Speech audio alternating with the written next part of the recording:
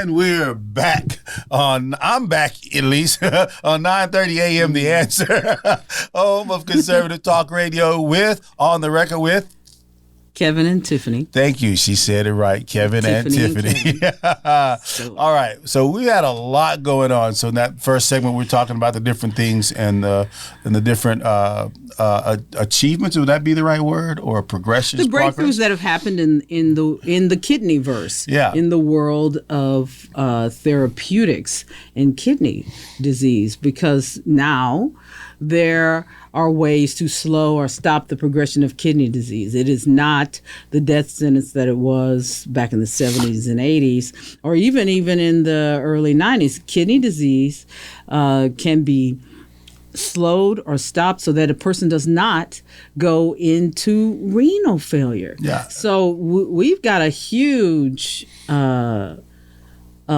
opportunity for many people in terms of preventative care. Yeah, and we know that it should be the main focus of kidney disease. but we have enough data in the science that we know the people who are at risk, right? And it's people who have high blood pressure, people who have diabetes, people who are obese, right? And you'd be surprised what obese is, right? And then also people who have a family history of kidney disease, right? Those people are at risk, and if you're 60 or older, you're at risk of kidney disease, and that's just progressing into the stages of kidney disease. There are medications out there that can prevent those high-risk groups of people from going into end-stage renal disease, where your kidneys don't function.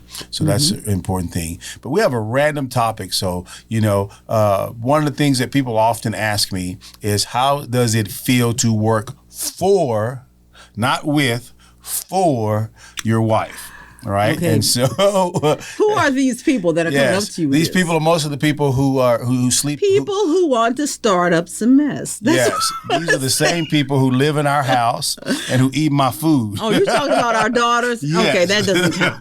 That does not count. Anyway, go ahead. So that's often the question. But so there's a lot of back and forth. We joke. So today, Tiffany was asking me about her rings. So she put rings. So people, your rings, right? And so I told her that she needs to wear. These rings matter. This is my class ring from Marymount, right, with our crest on it, because I'm a Marymount woman. And then this is a gold halala from Saudi Arabia, Saudi Arabian money, gold halala. Anyway, all right, because I grew up in Saudi Arabia. All right, so I said, hey, I think you should wear one ring on the hand, right? And that halala, whatever it is, she has it on her index finger. I like my halala. It looks like she comes from the trailer park across the street from when I grew up as a kid. Shut it up. That's what we would tell you. That is not true. Okay. And that is discriminatory. I don't like how you're talking. I'm sorry, not the trailer park. I don't like how you're talking. You talk.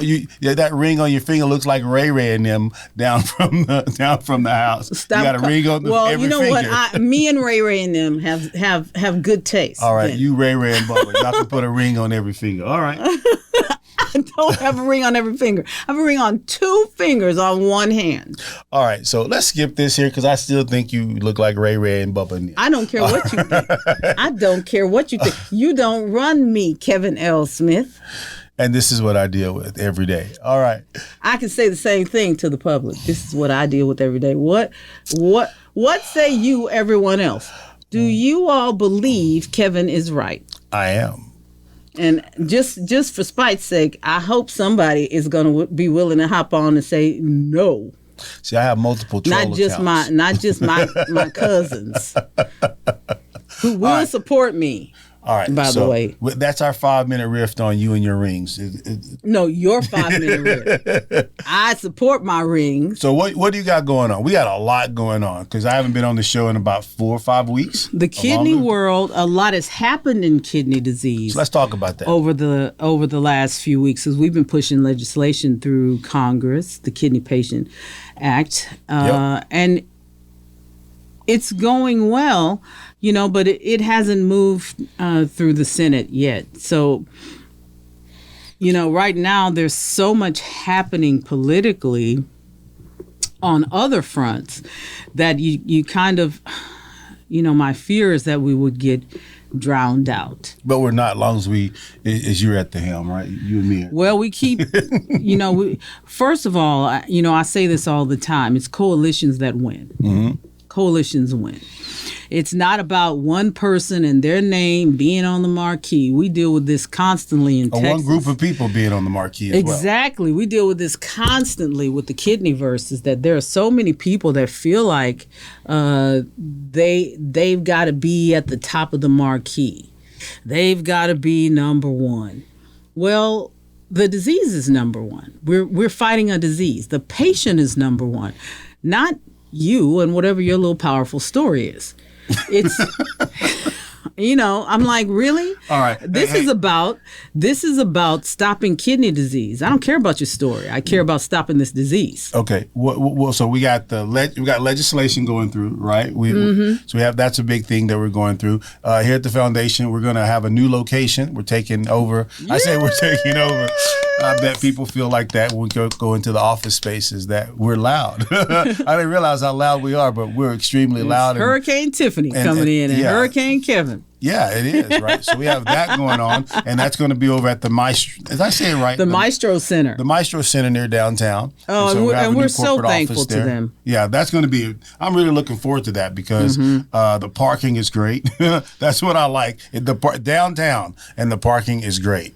And so that's really good. And then also the three people that have really been helping us there, Jeremy, the executive director of the Maestro Center, and Janie and Ellie at the Dream On Group. I mean, they have all just been amazing, and just, I can't say enough about them. Yeah. And what they're doing for Texas Kidney Foundation. Yep. And that, is in terms of nonprofits and the work that we do, it is so important to be in a space where you are seen and where the patients that you serve are appreciated and treated kindly.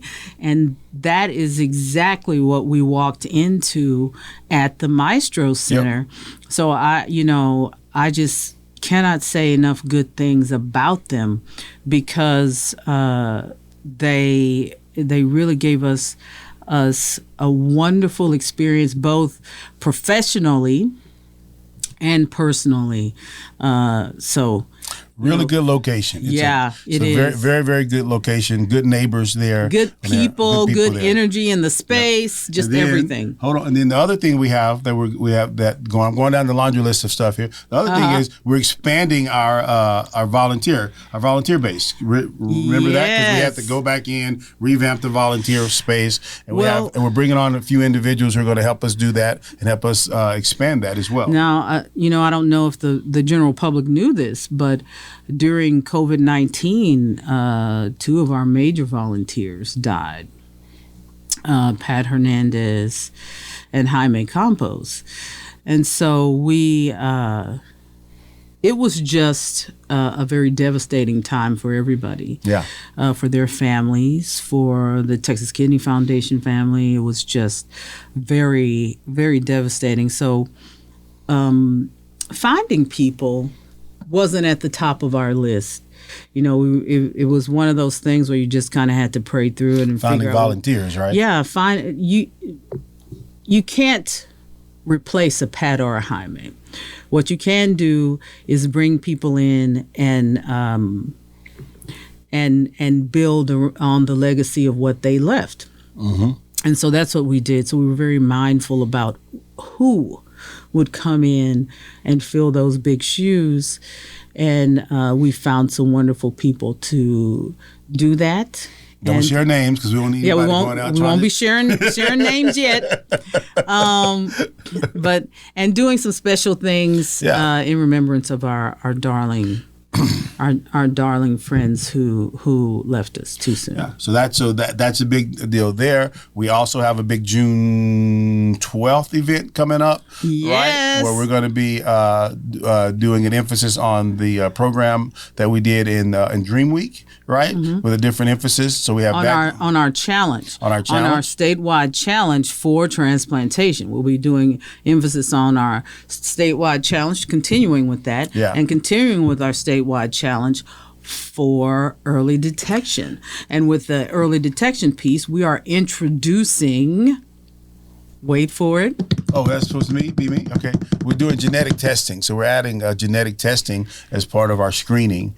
We'll be having a big genetic testing event there because right there are several genetic related versions of kidney failure out there. There's IgA nephropathy. There's the, what is it, APOL1? They changed the name. APOL1 mediated kidney disease, which is the first genetic allele linked to descendants of West Sub-Saharan Africa and the Caribbean. Mm-hmm. So we will be, that is the rare form of kidney disease that I have and that I've lost 16 family members to.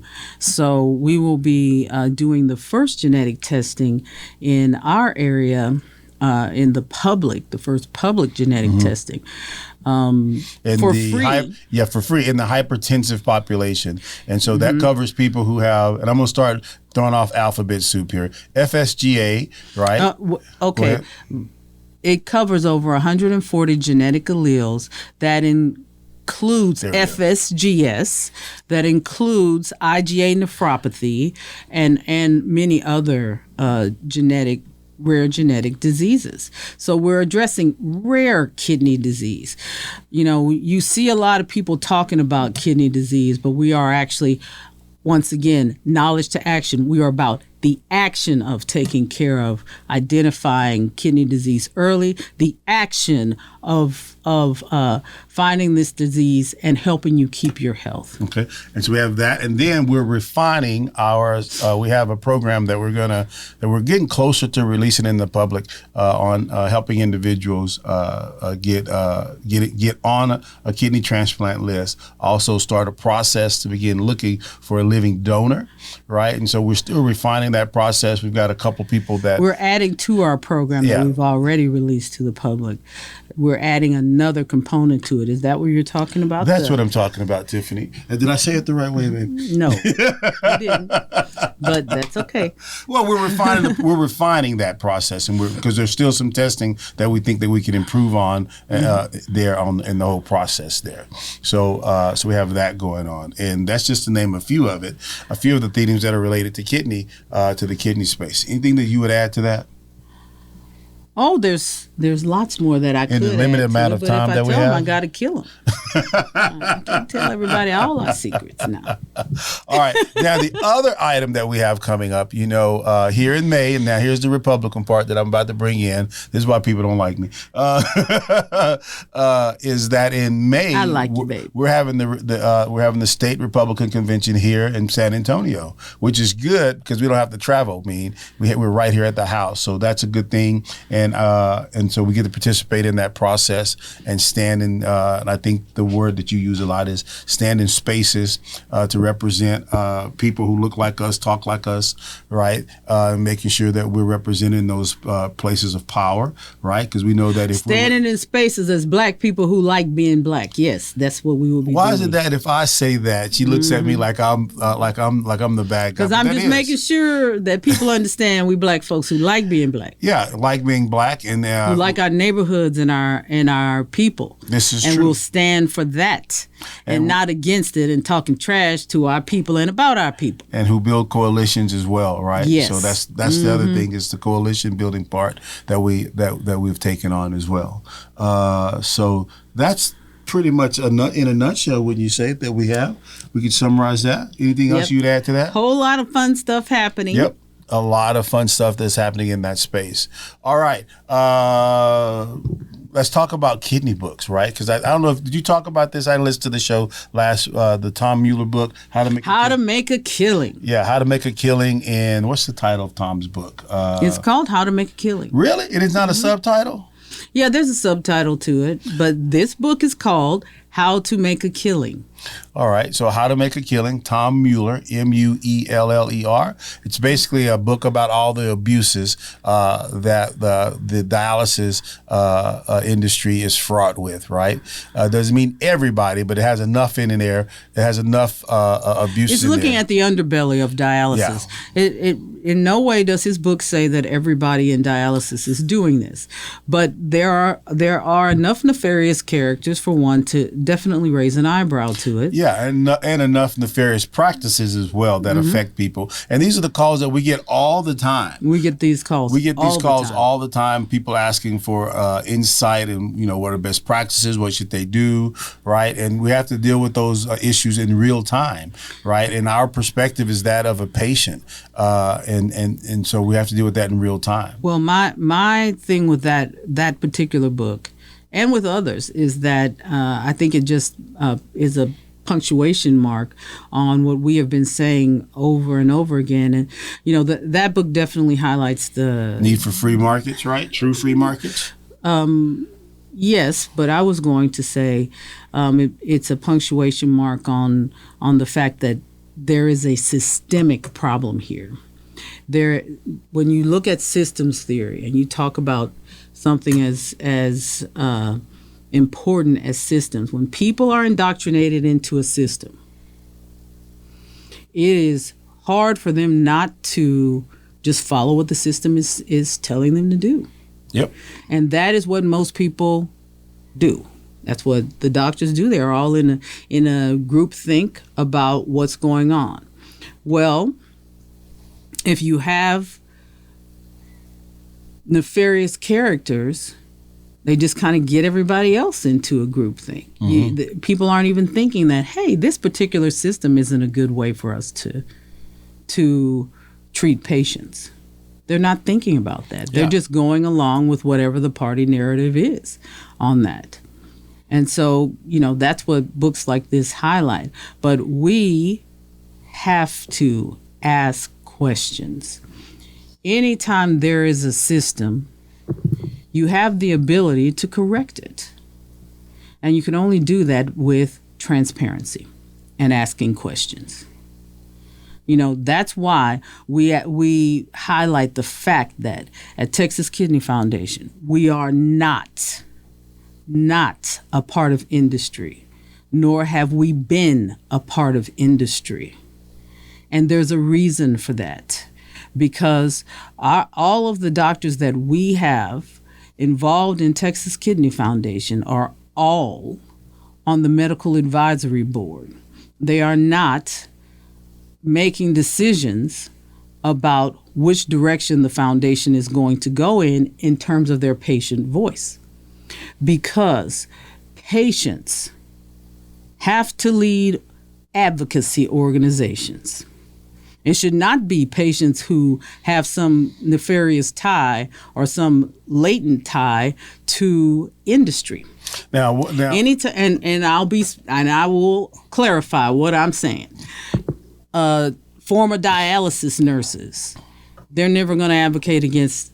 Let me bring a perspective clearly if you don't mind on dialysis. And what I've found, I've been in this 2 years now, is that you'll have an industry that's captured, and by captured I mean everyone who is benefiting and making money off of the treatment of a disease, they are in all of the positions that make decisions on what should be advocated for. And what I've seen, and Mueller's book highlights this in the world of dialysis, is that they are advocating for the dialysis. It just happens to be that dialysis is needed to keep most people alive who have kidney failure. Keep a number of people alive. People who have, but it's not the most optimal. Yeah.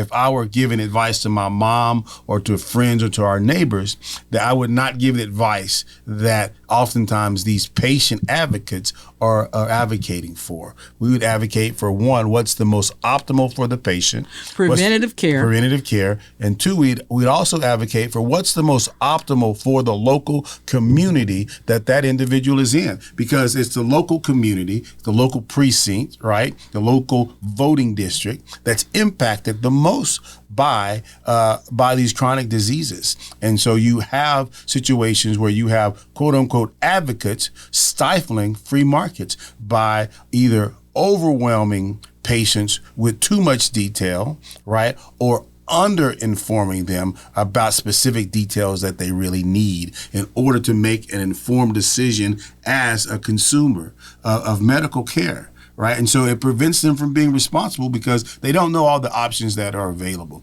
And oftentimes they don't know that they're in a stage of kidney disease. So if I don't know and I'm unaware, it's not fair to say, hey, you're not being responsible.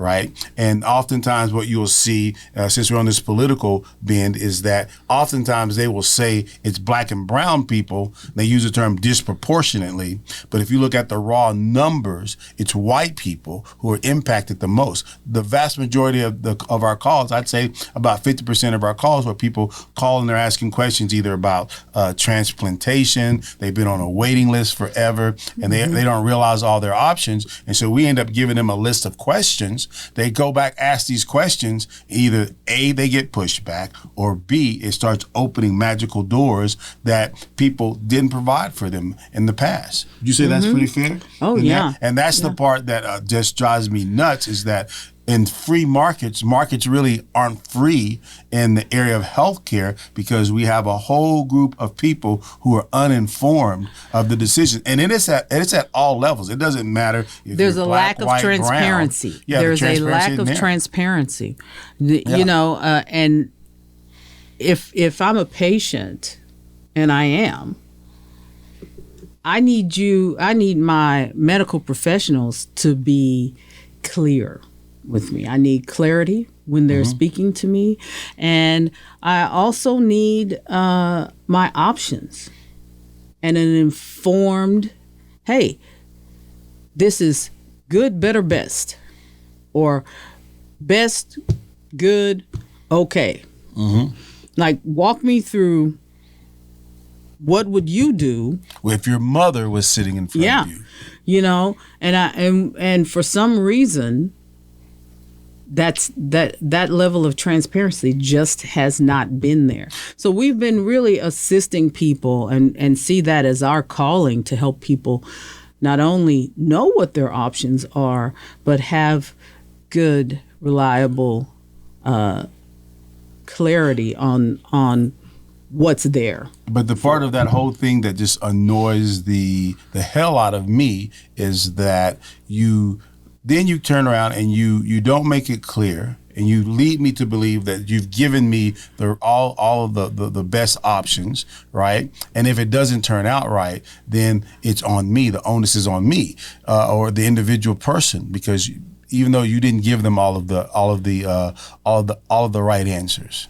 Right? Not even the right answers, the accurate answers of what their options were. And let me tell you something, when you're in this side of it, you see that happens with people in positions of power and people who don't have any power to impact anything. It comes down to, do you have enough information to at least ask questions or get yourself referred to another physician? Which right there goes back to my point that this is a systems problem, because it happens to people across the board, no matter what your socioeconomic status is. Political status, doesn't matter. Doesn't matter.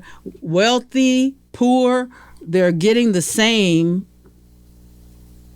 smoke screen thrown at them. Yep. And I don't know that everybody is out to do something bad. I don't think that they are. I think there is a severe lack of clarity. Even doctors don't know. Primary care physicians don't know what they should know about kidney disease. Yep. And then before we hear, and I know we're going to hear, well, you guys just resting in on kidneys. There's other things that are going on in the world. Well, your kidneys also have an impact on your heart. They also interact with your warming and balance of your hormones, right? I don't listen to people who say well, things we like still that. have to address that issue, right? But the kidneys play this huge, important part in your overall health. That's one thing. And then two, the expense that's related to chronic kidney disease and all of its stages, including where where your kidneys no longer work. The cost of that is like $150 billion. in expense. It's right? 140 billion. 140 billion. I'm sorry. 10 billion here, 5 billion here. Starts, it's a billion, right? It's 140 billion in overall expenses that we could reduce, while at the same time improving the quality of life that individuals have, improving the quality of community service, also the economic impact to our local communities and our local precincts. So that is what we are involved in, and right now the foundation is moving toward everything that we do being patient-centered, community-centered. Everything that we do is patient-centered. Everything that we do is client-centered. That is correct. But we're improving that and focusing in on that and getting that highlighted. That's why we created Knowledge to Action, because we don't just, we give people the knowledge that they need, but we're all about taking action and being good neighbors. It's neighbors helping neighbors. Knowledge to Action. Thank you so much. You've been listening to On the Record with Tiffany and Kevin here on 9:30 a.m. The Answer, home of conservative talk radio. We'll catch you next week.